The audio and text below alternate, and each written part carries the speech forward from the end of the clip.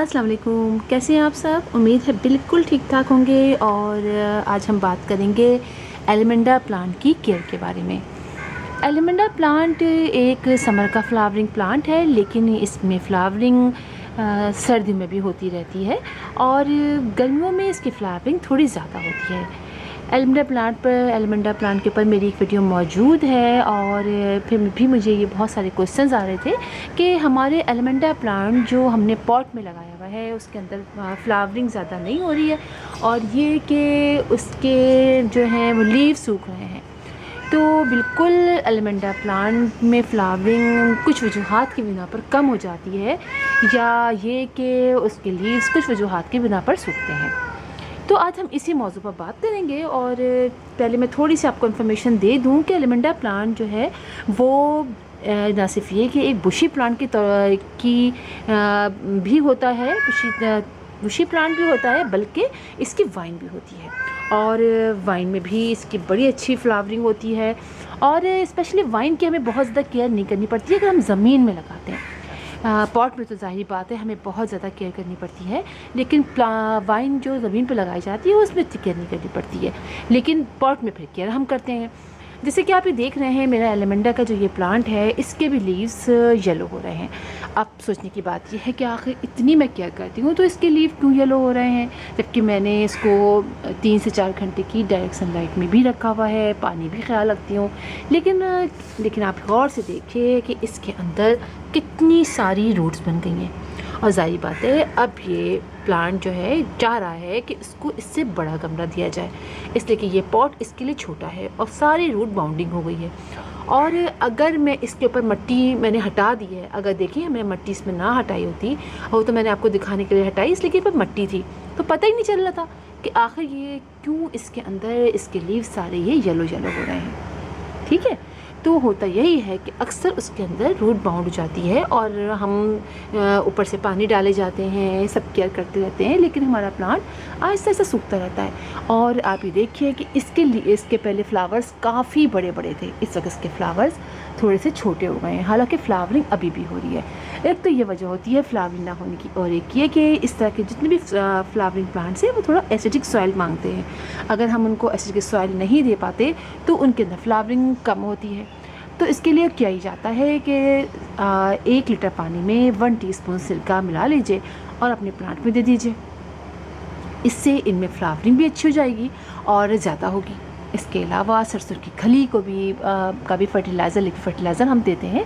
और ये जो फ्लावरिंग प्लांट होते हैं जिनमें फ्लावरिंग होती है उनको कुछ ज़्यादा हमें देना चाहिए फर्टिलाइज़र। तो सरसों की खली का फर्टिलाइज़र बहुत ज़बरदस्त फर्टिलाइज़र है, क्योंकि इससे आपकी सॉइल भी एसिडिक हो जाती है और उनके अंदर फ्लावरिंग भी बहुत होती है। इस छोटे से पॉट और इसके अलावा ड्रेनेज होल भी चेक करना पड़ता है, आपको पानी टाइम पे देना पड़ता है, क्योंकि छोटी छोटी बातें हैं जो हमें लाजमी इस बारे में रखनी होती हैं। इसके अलावा ये कि हमें इसको कटिंग भी करना पड़ता है।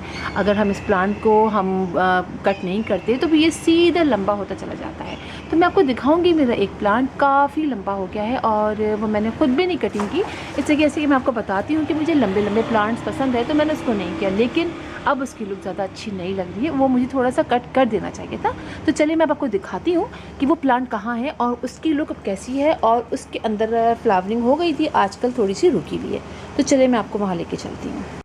ये देखिए, ये मेरा प्लांट है जो मैंने यहाँ पर रखा हुआ है, जहाँ 1 से 1.5 घंटे की डायरेक्ट सनलाइट आती है। और अभी आप देखिए मेरा प्लांट कितना बड़ा हो गया है और मैंने इसको ज़्यादा कट नहीं किया। तो ये आप देखिए ये नीचे 14 इंच के पॉट में लगा हुआ है और अभी इसमें फ्लावरिंग थोड़ी सी रुक गई है, लेकिन देखेंगे देखने में खूबसूरत नहीं लगता है। ऊपर आके फिर मैंने इसकी पिंचिंग कर दी, इसलिए कि नीचे काफ़ी लंबा हो गया था। तो अगर इसकी जल्दी जल्दी पिंचिंग करते हैं तो ज़्यादा ब्रांचेस होती हैं और फिर ये छोटा छोटा ज़्यादा अच्छा लगता है, ना कि ये बहुत लंबा हो जाए। खैर ये भी बहुत लंबा हो गया है, लेकिन देखिए आप, मैंने इसकी पिंचिंग की और इसके एक साथ दो इस तरह की ब्रांचेस निकल आएँ। तो इसके लिए 14 इंच का पॉट बहुत अच्छा रहता है और इसमें आप देखिए इसकी ग्रोथ बहुत अच्छी है, बहुत बड़ी है, मतलब बहुत बड़ा हो गया प्लांट। और इसमें गर्मी में अभी काफ़ी फ्लावरिंग हुई और अब इसकी मज़ीद नई नई ब्रांचेस निकल रही हैं। इसके अंदर मैंने सरसों की खली का लिक्विड फर्टिलाइज़र डाला और मैंने इसके अंदर कंपोस्ट भी शामिल की। तो थोड़ा ज़्यादा इसको फर्टिलाइज़ किया जाता है, इसलिए कि ये प्लांट जो कि बहुत फ्लावरिंग करता है तो इतने ही ज़्यादा इसको काफ़ी हैवी फीडर होता है। ज़मीन में तो खैर वो ज़मीन में कहीं से भी वो हम वैसे भी ज़मीन में जो प्लांट लगाते हैं तो उनको इतना ज़्यादा हमें शायद फर्टिलाइज़ नहीं करना पड़ता। वैसे करते तो हैं लेकिन इतना पॉट में करते हैं उतना ज़्यादा नहीं करना पड़ता, लेकिन छोटे छोटे पॉट में जब लगाते हैं तो हमें अपने प्लांट के लिए काफ़ी उसको फर्टिलाइज़ करना पड़ता है। तो मैं आपको अपनी वाइन दिखाती हूँ जो ज़मीन पर लगी हुई है, जो काफ़ी बड़ी हो गई है और बहुत अच्छा उसकी ग्रोथ चल रही है। ये देखिए, ये जो ज़मीन पर एलमंडा की हमारी बेल लगी हुई है, आप उसको देख सकते हैं कितनी ज़्यादा ये हो गई है। और अब आप नेट पे देखिए, नेट पे होती हुई ये कहाँ कहाँ से होती हुई है और कहाँ तक आ गई है। और इसमें फ्लावरिंग भी बहुत ज़्यादा होती है।